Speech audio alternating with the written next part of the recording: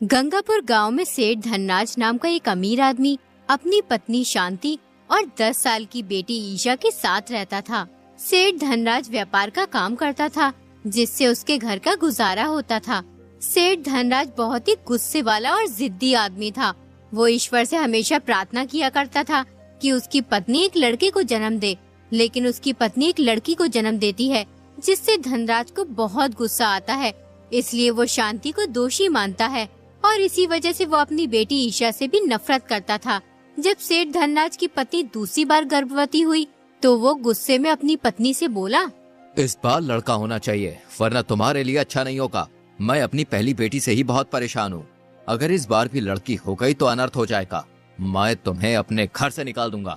अरे लड़की होने का फायदा ही क्या है? मैं ईशा को 10 साल से खिला रहा हूँ, पिला रहा हूँ, और फिर बड़े होने के बाद वो किसी दूसरे घर चली जाएगी। इसको इतना खिलाने का पिलाने का क्या फायदा, जब इसे दूसरे घर ही जाना है। तुम हमेशा मुझे दोष क्यों देते हो?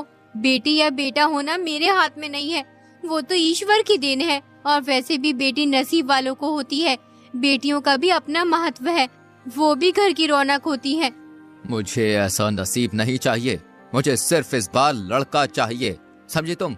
मैं चाहता हूँ कि मेरा नाम और खानदान आगे चले, लेकिन तुम्हें ये समझने में कोई रुचि ही नहीं है। आप हमेशा हम दोनों माँ बेटी पर गुस्सा करते रहते हैं। आपने कभी ईशा से प्यार से बात नहीं की। वो हमारी इकलौती बेटी है। जब इसकी शादी हो जाएगी तो वो क्या सोचेगी कि मेरे पिताजी ने मुझे कभी प्यार नहीं किया, हमेशा नफरत की नजर से देखते रहे। उसी बात का तो दुख है कि ये अपने घर चली जाएगी। अगर ईशा लड़की ना होकर लड़का होता तो आज मेरे सुख दुख में मेरा साथ देता और मेरा वंश भी आगे चलाता। लेकिन तुम जैसी पत्नी के होते हुए मुझे बेटा नसीब नहीं हो सकता। आप ये कैसी बेहुदा बात कर रहे हैं? ईश्वर का शुक्र अदा करा करो। कम से कम ईश्वर ने हमें औलाद का सुख तो दिया है। इस दुनिया में ऐसे बहुत से लोग हैं जो बे औलाद हैं। ईश्वर ने उन्हें माँ बाप बनने का सुख नहीं दिया। लड़कियाँ तो लक्ष्मी का रूप होती हैं। तुम मुझे इन फालतू की बातों में मत उलझाओ। मेरी बात कान खोल के अच्छी तरह से सुन लो। अगर इस बार बेटी हुई तो मैं तुम्हें इस घर में नहीं रहने दूंगा और ईशा का भी गला घोट दूंगा। उसके बाद दूसरी शादी कर लूंगा। मेरी इस बात को अच्छी तरह से याद रखना। अगर तुमने फिर से लड़की को जन्म दिया तो मैं तुम दोनों को नहीं छोड़ूंगा। इतना कहकर सेठ धनराज गुस्से में घर से बाहर चला जाता है। अपने पति की बातें सुनकर शांति रोने लगती है। उसके रोने की आवाज सुनकर मोहल्ले की एक महिला उसके घर आ जाती है। वो शांति से कहती है, क्या हुआ शांति बहन, तुम रो क्यों रही हो? कोई बात हो गई है क्या? बात तो रोज ही होती है। ईशा के पिताजी कह रहे थे कि इस बार बेटा होना चाहिए, वरना तुम दोनों माँ बेटी को घर से निकालकर दूसरी शादी कर लूंगा। बहन तेरा पति भी हद करता है। औलाद तो ईश्वर के आशीर्वाद से मिलती है। बेटा या बेटी पैदा करना क्या इंसानों के हाथों में है? बच्चे तो खुशियों का प्रतीक होते हैं। हमें उन्हें प्यार और शिक्षा देने पर ध्यान देना चाहिए। बेटा हो या बेटी, इस बात से कोई मतलब नहीं रखना चाहिए। लेकिन मेरे पति इस बात को मानने के लिए तैयार ही नहीं है। उन्हें तो लड़की के नाम से ही चिढ़ है। वो चाहते हैं कि इस बार मैं लड़की को जन्म दूं। मुझे तो हर वक्त डर लगता रहता है। ईश्वर करे इस बार तू बेटे को जन्म दे, वरना तेरा पति तुझे मार डालेगा। चल बहन मैं अब चलती हूँ, घर में बहुत काम पड़ा है। सारा दिन काम में निकल जाता है, 2 मिनट आराम का समय भी नहीं मिलता। वो महिला अपने घर चली जाती है। यूं ही काफी दिन बीत जाते हैं। शांति के प्रसव का समय नजदीक आ गया था, इसलिए उसने सोचा, ऐसा करती हूँ अपनी माँ के घर चली जाती हूँ। ईश्वर न करे अगर लड़की पैदा हो गई तो ये आदमी मुझे और मेरी बेटी को कहीं मार न डाले।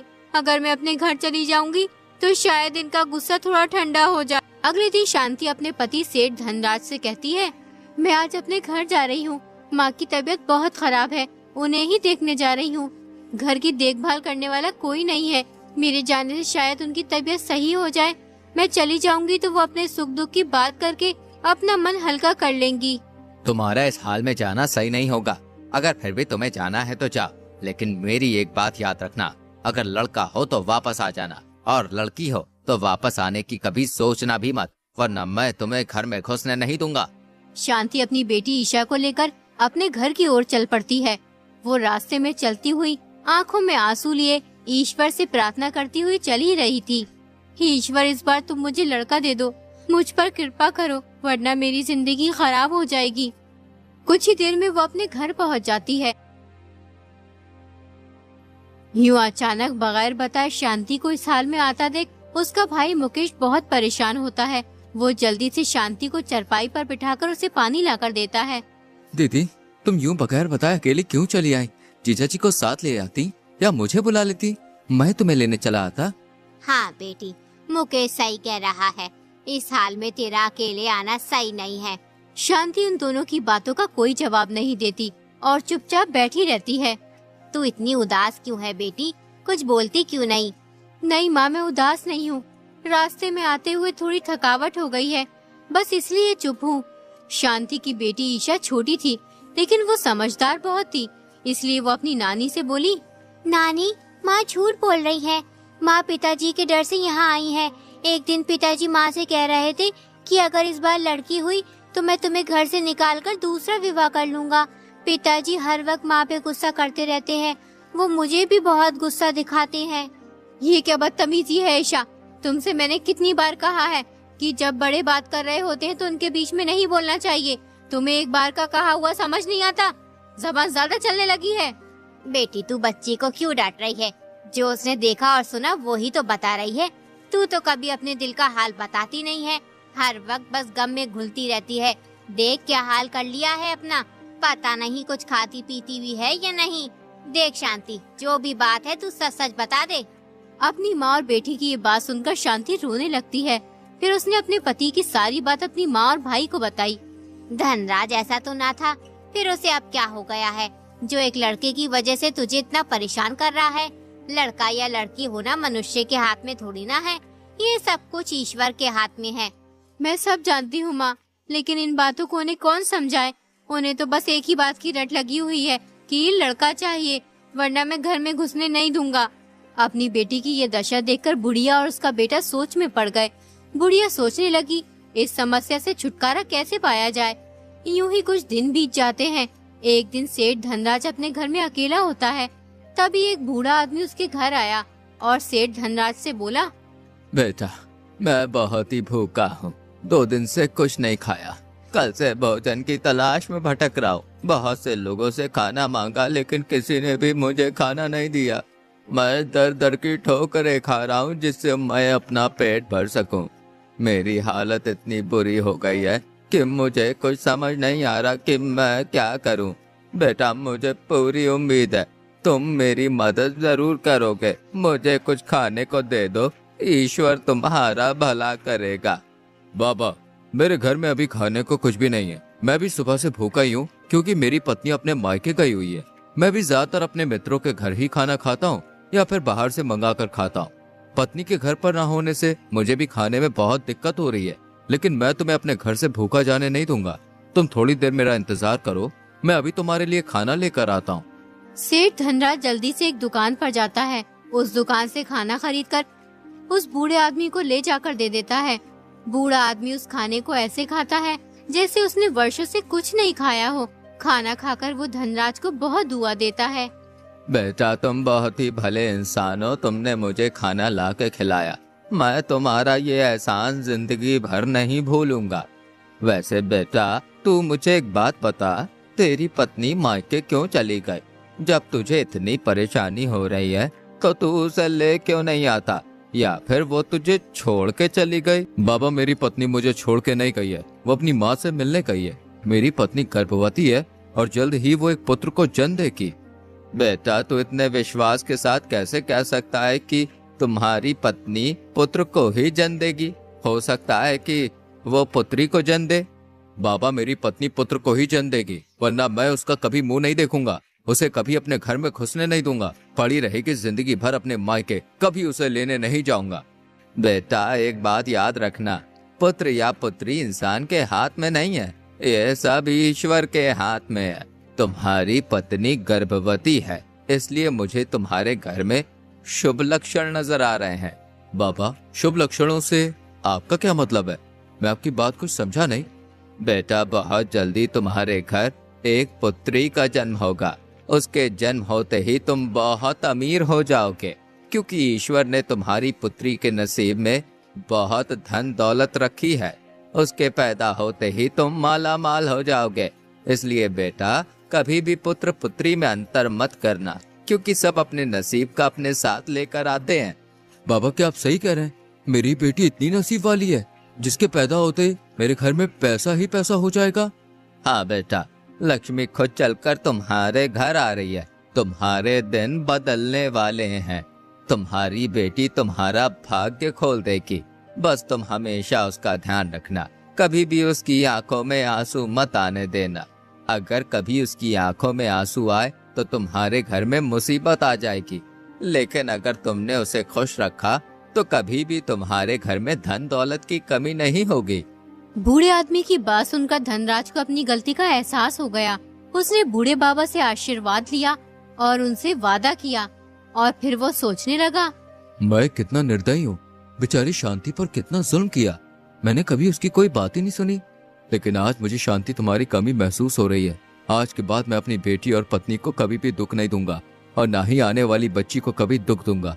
वो तो मेरा भाग्य है, मैं उसे हमेशा खुश रखूंगा, कभी भी उसकी आंखों में आंसू नहीं आने दूंगा।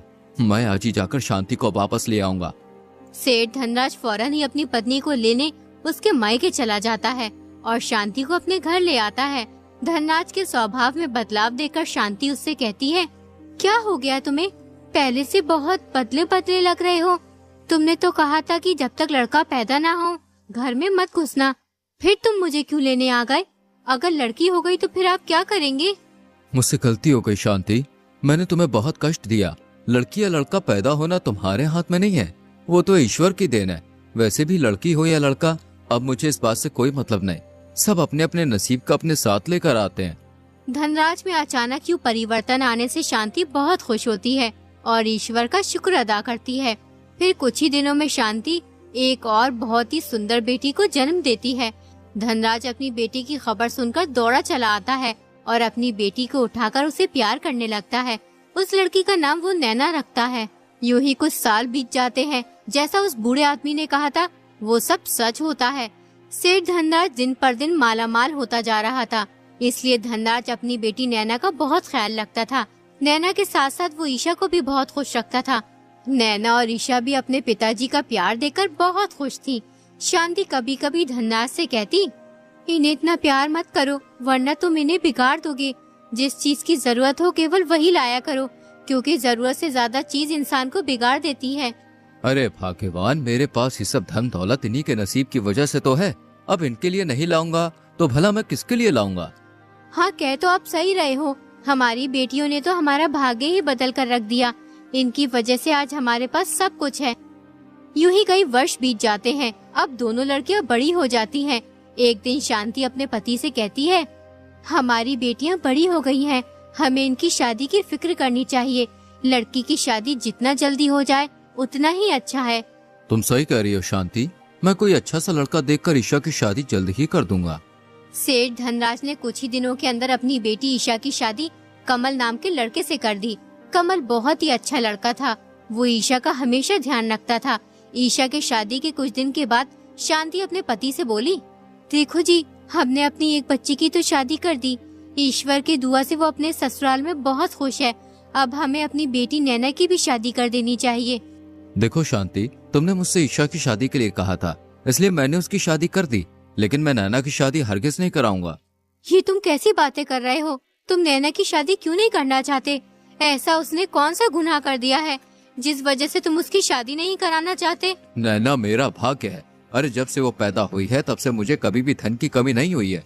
तुम भी इस बात को अच्छी तरह से जानती हो। हमारे पास आज जो कुछ भी है वो सब नैना की वजह से है। अगर मैंने नैना की शादी कर दी तो मैं गरीब हो जाऊंगा। अगर तुम उसकी शादी नहीं करोगे तो फिर वो बूढ़ी हो जाएगी। दिनों दिन उसकी उम्र बढ़ ही रही है। तुम अपनी बकवास बंद करो। अभी उसकी उम्र ही क्या है, सिर्फ 20 साल की हुई है। अरे जब सही वक्त आएगा तब सोचा जाएगा इस बारे में। धनराज की ये बेतुकी बातें सुनकर शांति को बहुत आश्चर्य होता है। फिर वो अपने भाई मुकेश को बुलाती है। तुम्हारे जीजा जी को पता नहीं क्या हो गया है, नैना की शादी करने को तैयारी नहीं है। दिनों दिन उसकी उम्र बढ़ती ही जा रही है। कहते हैं नैना मेरा भाग्य है, अगर मैंने उसकी शादी कर दी तो मैं गरीब हो जाऊंगा। दीदी तुम बिल्कुल चिंता मत करो, मैं जीजा जी से बात करूंगा और ईश्वर ने चाहा तो जल्द ही नैना की शादी भी हो जाएगी। वैसे जीजा जी कहाँ पे हैं? पता नहीं कहाँ है, सुबह से घर नहीं आए हैं। कहकर गए थे कि मैं किसी जरूरी काम से जा रहा हूँ। 1 घंटे में वापस आ जाऊंगा, लेकिन अभी तक नहीं आए हैं। आ जाएंगे, किसी काम से गए होंगे। अच्छा दीदी, अब मैं चलता हूँ। मुकेश घर से निकला ही था कि तभी उसकी नजर अपने जीजा पर पड़ी। अरे जीजा जी, कहाँ से आ रहे हो? मैं कब से आपका इंतजार कर रहा था। मैं किसी जरूरी काम से गांव के मुखिया से मिलने गया था। जीजा जी, काम तो जीवन भर होते रहेंगे, कभी इन कामों से समय निकालकर नैना की शादी के बारे में सोचिए। कोई अच्छा सा लड़का ढूंढकर उसकी शादी कर दीजिए। नैना की अब शादी की उम्र हो गई है। मुकेश की ये बात सुनकर धनराज को बहुत गुस्सा आया। वो गुस्से में बोला, तुम होते कौन हो इस मामले में बोलने वाले? तुम भी अपनी बहन की तरह हो, वो भी सारा दिन मेरे सर में दर्द रखती है, और अब तुम आ गए हो। अरे जब मेरी मर्जी होगी तब कर दूंगा मैं अपनी बेटी की शादी। जीजा जी, इतना गुस्सा अच्छा नहीं है सेहत के लिए। उस बूढ़े आदमी ने नैना को खुश रखने के लिए कहा था, उसे बांध कर रखने के लिए नहीं। मेरी बात मानो, आपको उसकी शादी कर देनी चाहिए। मुकेश के मुंह से बूढ़े आदमी का नाम सुनकर धनराज चौंक जाता है। वो मुकेश से कहता है, तुम उस बूढ़े आदमी को कैसे जानते हो? और तुम्हें कैसे पता कि उस बूढ़े आदमी ने मुझसे नैना को हमेशा खुश रखने के लिए कहा था? जब वो बूढ़ा आदमी मेरे घर आया था, उस वक्त मेरे घर में और कोई भी नहीं था। अरे जीजा जी, उस दिन आपके घर में जो बूढ़ा आदमी आया था ना, वो मैं ही था। आप मुझे उस बूढ़े आदमी के भेष में पहचान नहीं पाए। इसका मतलब वो बूढ़े आदमी तुम थे? तुमने मुझे बेवकूफ बनाया। आखिर तुमने ऐसा क्यों किया? जब दीदी बगैर बताए अचानक घर चली गई थी, उनके चेहरे पर अजीब सी उदासी छाई हुई थी। मुझसे अपनी बहन का उदास चेहरा नहीं देखा गया।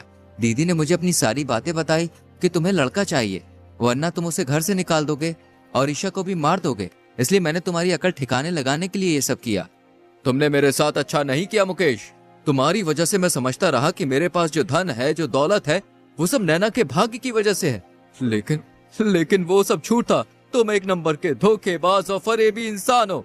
तुम जैसे इंसान से मैं बात करना भी पसंद नहीं करता। आज के बाद तुम्हें मेरे घर आने की कोई जरूरत नहीं। इतना कहकर सेठ धनराज अपने घर चला गया। घर पहुंचते ही उसने नैना और शांति को परेशान करना शुरू कर दिया। वो शांति को उल्टी सीधी बातें कहने लगा। नैना ने पहली बार अपने पिता का ये रूप देखा था। जो पिता उसे हमेशा इतने लाड प्यार से रखता था, आज अचानक उन्हें क्या हो गया था? पिताजी, आपको क्या हो गया है? आपने कभी मेरी आंखों में आंसू नहीं आने दिए और आज आप मुझे इतना बुरा भला कह रहे हैं। मुझसे कोई गलती हो गई है तो मुझे माफ कर दीजिए, लेकिन मेरे साथ ऐसा व्यवहार मत कीजिए। चुप कर। तेरी वजह से मैं सालों से मूर्ख बनता रहा। अब मुझे तेरी कोई जरूरत नहीं। जल्दी मैं तेरी शादी कर दूंगा और फिर कभी तेरी शक्ल नहीं देखूंगा। धनराज ने कुछ ही दिनों के अंदर नैना की शादी कर दी। नैना की शादी होते ही धनराज पर मुसीबतों का पहाड़ टूट पड़ा। उसके सारे कारोबार बंद हो गए। वो कंगाल हो गया। लोगों का उस पर बहुत कर्ज हो गया।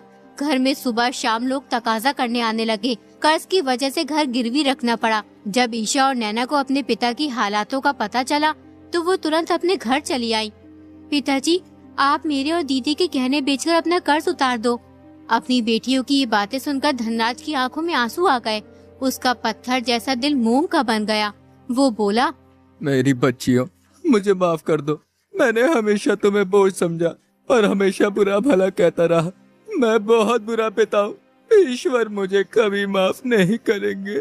मैं बहुत बड़ा पापी हूँ। जीवन भर अपने मतलब के लिए सोचता रहा। मुझे अपने करे की सजा मिल रही है। पिताजी, आपने कोई पाप नहीं किया। आपने जो किया हमारे भले के लिए किया। हम तुमसे नाराज नहीं हैं।